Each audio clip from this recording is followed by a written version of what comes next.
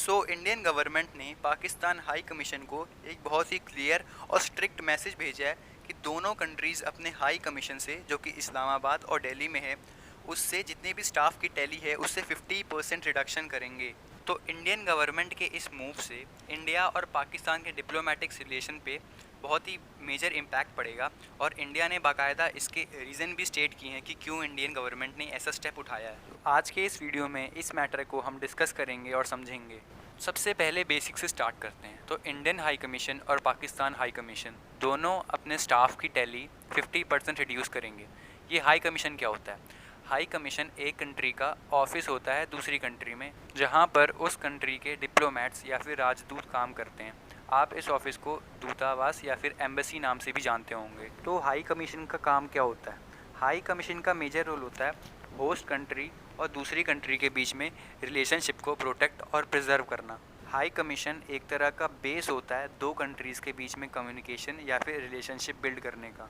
तो अब क्वेश्चन ये आता है कि हाई कमीशन को हाई कमीशन और एम्बेसी को एम्बेसी क्यों कहते हैं, जबकि दोनों का फंक्शन एक ही होता है। हाई कमीशन और एम्बेसी में बस नाम का ही डिफरेंस है, काम इन दोनों का एक ही होता है। हाई कमीशन वर्ड का यूज़ हम सिर्फ कॉमनवेल्थ कंट्रीज़ के लिए करते हैं और दूसरी कंट्रीज़ के लिए हम एम्बेसी शब्द का यूज़ करते हैं। तो अब ये कॉमनवेल्थ कंट्रीज़ के हैं। कॉमनवेल्थ कंट्रीज़ 54 कंट्रीज़ का एसोसिएशन है, जहाँ पे ब्रिटिशर्स ने रूल किया था या फिर जो कभी ना कभी ब्रिटिशर्स की कॉलोनी रही थी। आप मैप में देखिए, जितनी भी कंट्रीज़ रेड कलर्ड हैं ये सारी कंट्रीज़ कॉमनवेल्थ का पार्ट हैं। ये कभी ना कभी ब्रिटिशर्स की कॉलोनी रही थी। तो इन सब कंट्रीज़ के डिप्लोमेटिक मिशंस को हम हाई कमीशन कहते हैं, ना कि एम्बेसी। फॉर एग्ज़ाम्पल, अगर कोई इंडिया का डिप्लोमेट पाकिस्तान या फिर ऑस्ट्रेलिया जाए तो उसको कहेंगे कि इंडिया से हाई कमिश्नर आया। वहीं अगर यूएसए, चाइना या फिर रशिया जैसी कंट्री से कोई इंडिया में डिप्लोमेट आता है तो हम उसको हाई कमिश्नर नहीं कहेंगे, हम उसको एम्बेसडर कहेंगे। तो आपको ये डिफरेंस तो अब क्लियर हो गया होगा कि हाई कमीशन और एम्बेसी को हम क्यों डिफरेंट नेम से जानते हैं, लेकिन इन दोनों के फंक्शंस एक ही हैं। तो अब बात आती है कि इंडियन गवर्नमेंट ने ऐसा स्टेप क्यों उठाया, क्यों ऐसा ऑर्डर आया है कि 50% तक की स्ट्रेंथ रिड्यूस करी जाएगी दोनों के हाई कमीशन से। तो इसके पीछे इंडियन गवर्नमेंट ने कुछ रीज़न स्टेट किए हैं। सबसे पहला रीज़न जो है वो ये है कि पाकिस्तान डिप्लोमेट्स की तरफ से स्पाइंग और एस्पियोनाज के केसेस बढ़ते जा रहे थे। ये एलिगेशंस भी लगते रहे हैं कि पाकिस्तान डिप्लोमेट्स यहाँ पर रह के टेररिज्म को प्रमोट करते हैं। आपको ये न्यूज़ तो याद ही होगी कि पाकिस्तान हाई कमीशन के 2 ऑफिशियल्स को रेड हैंडेड पकड़ा गया था दिल्ली में स्पाइंग करते हुए।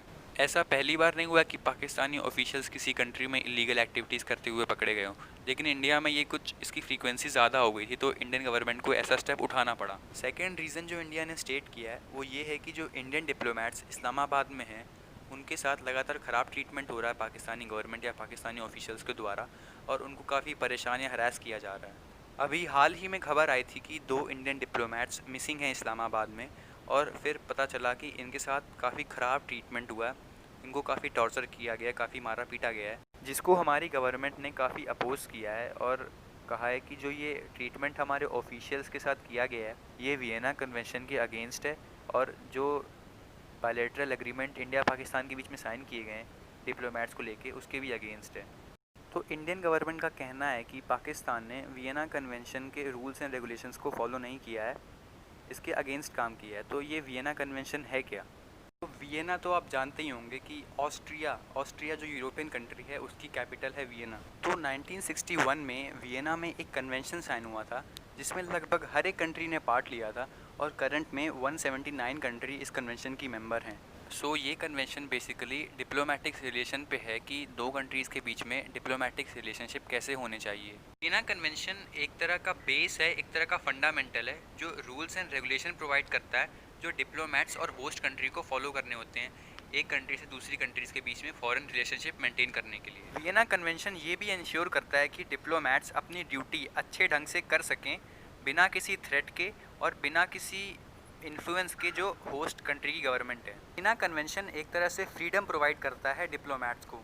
इसके कुछ बेसिक रूल्स होते हैं, जैसे कि अगर डिप्लोमेट कोई क्राइम भी कर दे, बड़े से बड़ा कोई भी क्राइम कर दे, आप उसको अरेस्ट या डिटेन नहीं कर सकते हैं। किसी भी कंडीशन में आप डिप्लोमेट को अरेस्ट या डिटेन नहीं कर सकते हो। और भी कुछ बेसिक रूल्स होते हैं जो होस्ट कंट्री की गवर्नमेंट या फिर उनके ऑफिशियल्स को फॉलो करने होते हैं, जैसे कि आप किसी भी कंट्री के डिप्लोमेट्स को आपको रिस्पेक्ट देनी होगी और आपको उसकी सिक्योरिटी फ्रीडम का पूरा ध्यान रखना पड़ेगा।